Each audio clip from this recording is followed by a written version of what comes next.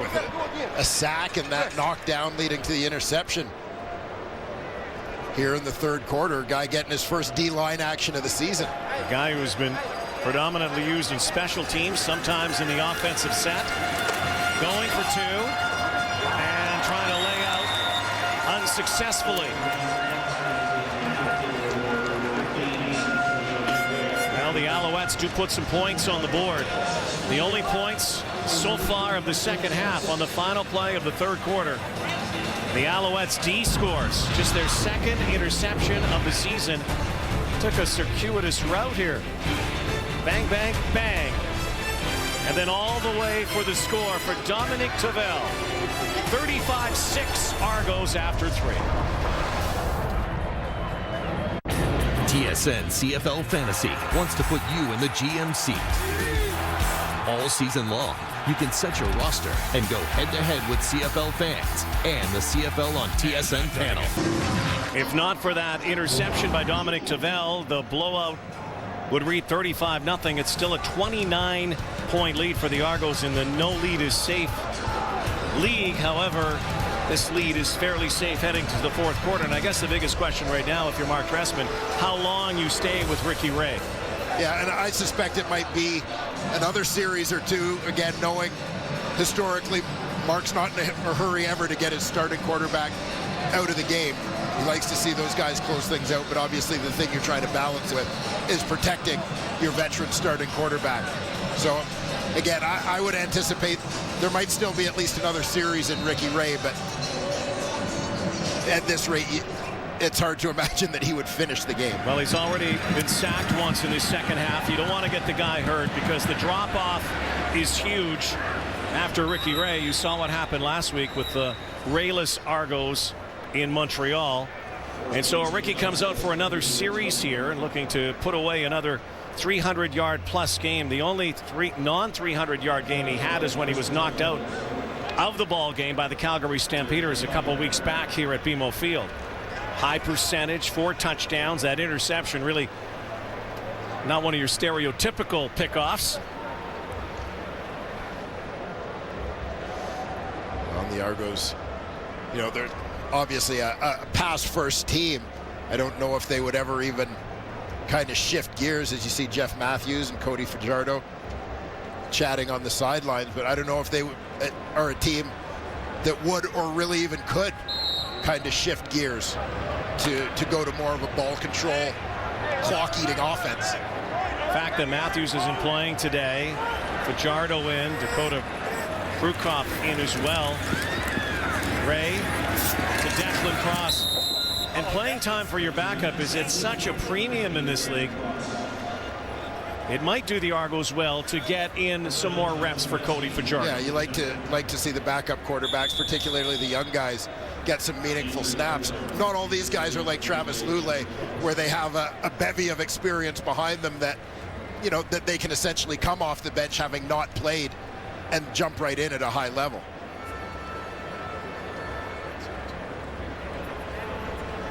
There is an injury on the field. It's Declan Cross, and already the Argos big lead, but a couple of key losses already in this ball game with Anthony Coombs going down and Akwasi Owusu-Ansu also leaving. Try to get an update on Declan Cross. We'll step aside and come back to BMO Field on Exhibition Day in Toronto. To go to the game today, get tickets to the X and can go on one of those things. Why wouldn't you? And quite a ride for the Argos today. What a thrill ride for Ricky Ray and company. Jeff Fuller, a rare drop here. That was in his hands, and so Ricky Ray will retreat again to the sideline. Just the second 2 and out of the ball game. An Argo offense that's been on the field most of this game and almost on every series has scored points. Just an impressive performance in all phases for the Argos right from the get-go in this ballgame. The Argos, who wanted to put the hammer down in that third quarter, had the win. Be against it in the fourth. they've got a 29-point advantage. Steph Logan stops, and now he sprints. Good field position, but a penalty flag down. Nick Lewis, maybe by next week, could become the CFL's all-time receptions leader. While the ball is in 10 flight, away now. Montreal number 42. 10-yard penalty. First down. 1,019 catches. Now second place, surpassing a guy he has complete respect for, Hall of Famer Ben Cahoon. He was a guy that was going to always make plays. If you showed up to the game and you've never seen the season, never seen a CFL game, and you seen Montreal, you usually went with taller receivers. I remember back in the day, had Thurman and Cope and a lot of those guys, and there's Ben, and he going out and he's putting up numbers, and he's having fun doing it. He doesn't talk a lot, but he's going to make some big catches and some big plays. Ben Cahoon had 1,017 receptions. Most of those coming from number 13, who's in the house today, Anthony Calvillo. Yeah, the guy that used to throw him to Ben Cahoon is now drawing up plays to put the ball in Nick Lewis's hands. Another one for Nick. 1,020. 9 away from tying G. Roy Simon. Closer he gets today, the sooner he could break the mark next week. They have the Winnipeg Blue Bombers on Thursday Night Football. Nick Lewis's competitive streak, he's thinking about today still. Durant stretching it out now and looking for a guy who's back in the lineup and has been missed by the Montreal Alouettes, speedster Samuel Giguère. Yeah, Giguère seeing his first action of the season at wideout. A veteran guy, former Hamilton Tiger Cat, our Sherbrooke Verde Oro star. Beatty to boot again. Jackson back near his 10-yard line. The only touchdown the Argos have not scored today is via special teams. Martise Jackson thinking about that. Finally lassoed. Ricky Ray is not done for the day. Maybe one more series here. 11:53 to go in the fourth, and a win no longer in doubt.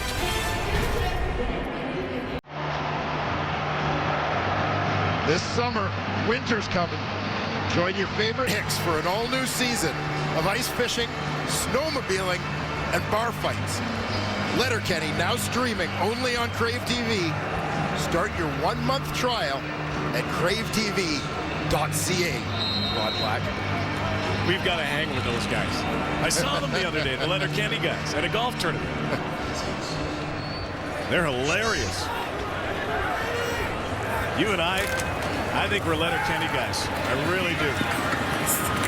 There's Jimmy Ralph again, his second catch. As we went to break, Declan Cross is getting a lot of TV time today. Touchdown in the first half, but a couple of injuries here has been taken off on the... Zoom in, watch the left ankle. Ooh. Just rolled over hard on that ankle. Guy who's had a terrific day. It makes you wonder if the Argos are flirting here a little bit with Ricky Ray's time in the pocket. Ray dumping it off. And Jimmy Ralph again getting some playing time today, and takes it out near the 35-yard line. Of course, a different time for the Argos. Jim Popp is here, the former general manager. Last year at this time when we saw Jim Popp, he was wearing blue, but red, white, and blue of the Montreal Alouettes. Yeah, the head coach at the time. There is the mayor of Toronto, yes, really. Mr. Argo. Michael Pinball Clemens. Who never has a bad day. Why would he? He's Pinball Clemens. Jimmy Ralph again.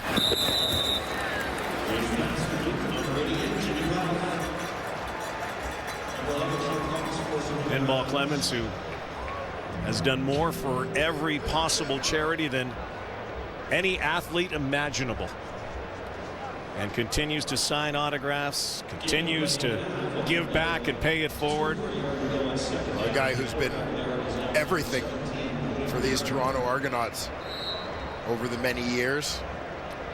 Running back, turned slot back, kick returner, head coach, general manager, vice president, spokesperson, ambassador, face of the franchise. Legend. Fajardo runs it right side. Now will Fajardo stay in? Not yet. Not Ricky's yet. coming back. Clock ticks under 10.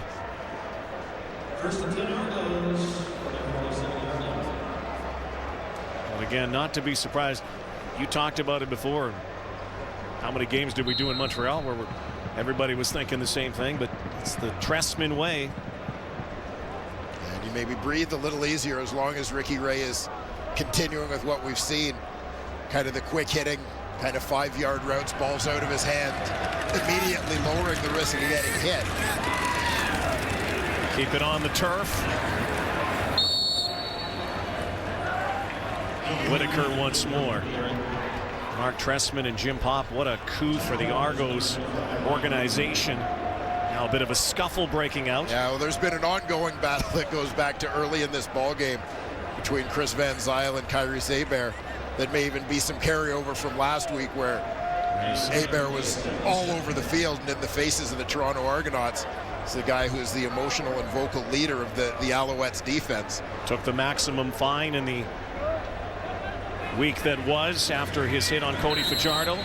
Sidelines last week.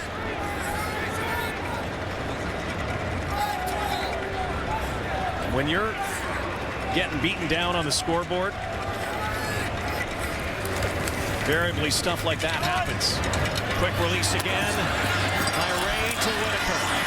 Tavel is there, down near the 45-yard line.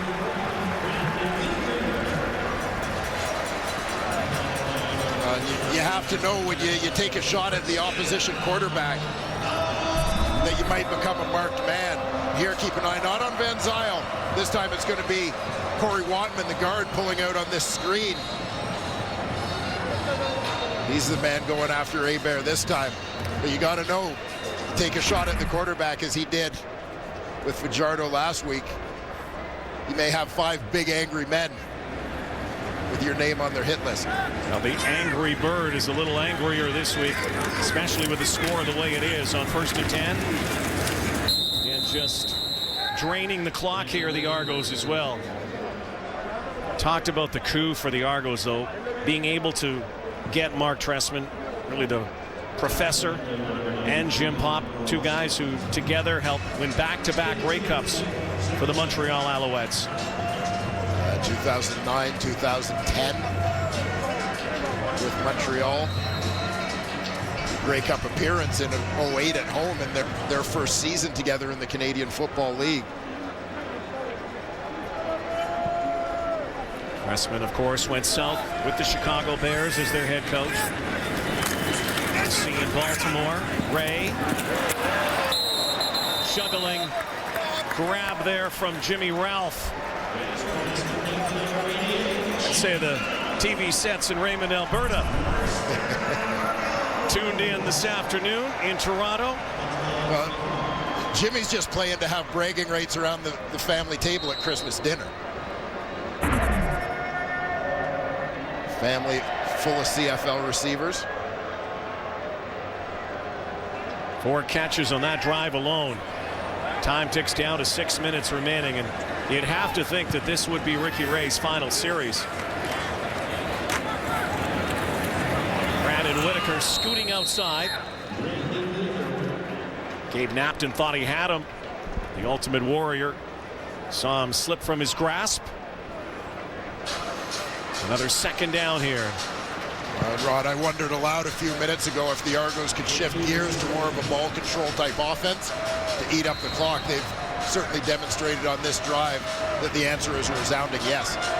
10 plays in this drive, over 5 minutes. Salting away and sealing away this one. Really done at halftime. Ray. And, well, he is human. S.J. Green is human, helped up by Jim Pop going for that jump ball. That time Tyree Hollins wins.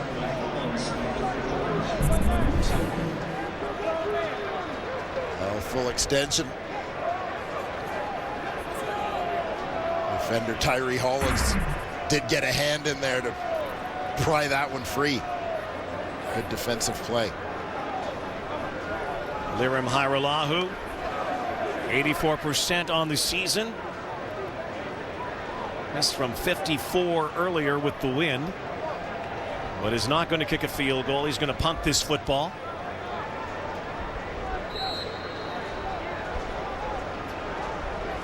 Right into a stiff breeze. And up by 29. And plenty of breathing room. You hardly need the points.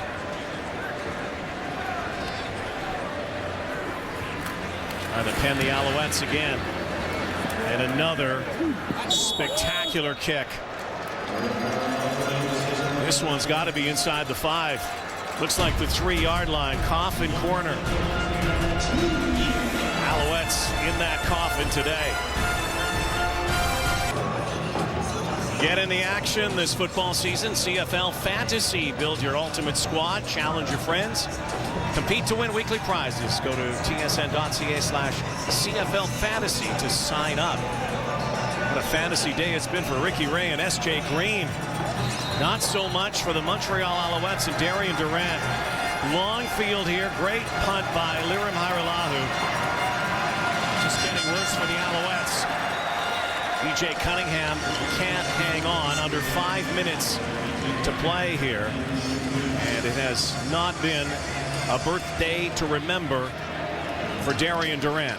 No, you'd think maybe the greatest gift Darian could get to get at off this point on his 35th would be for Drew Willie to finish up this game and kind of remove the risk of injury for the Alouettes starting quarterback. Drew Willie's now the backup. Of course, the Alouettes traded away Vernon Adams this week. Willie, of course, was with the Argos last season. And the backup to Durant and knocked down again. What an afternoon it's been for Justin Tuggle. Tuggle had his first career touchdown earlier on a scoop and score. Steph Logan fumbled a kick return earlier in the ball game. Former Houston Texan. Played a few games with them. So spent time with Cleveland. Now an Argo. His dad, a former Pro Bowl. Not in this house. So Boris Beatty back in his end zone. And will kick it out. Instant field position for Martese Jackson and the Argos. No yards on the play. Jackson's going backwards. Now he's going forwards. Kicking it into gear down near the 35-yard line. Likely decline that no yards penalty. Nice return by Martese Jackson.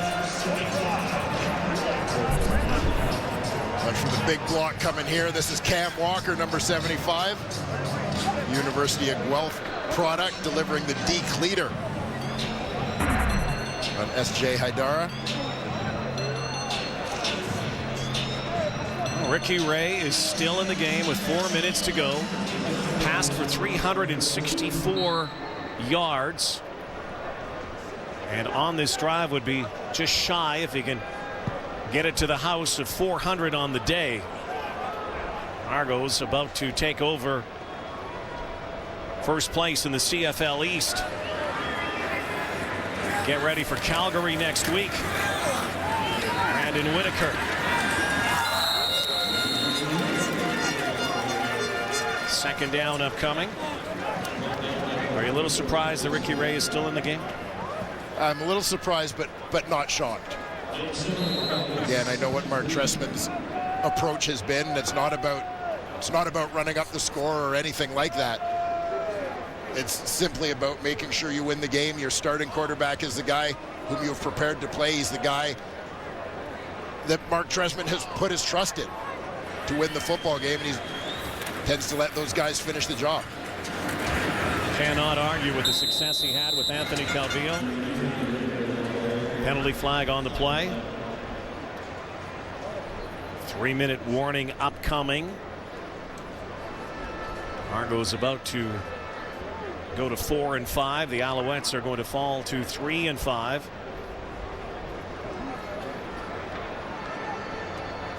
Procedure, no end. Toronto, it's a 5-yard penalty. Still second down.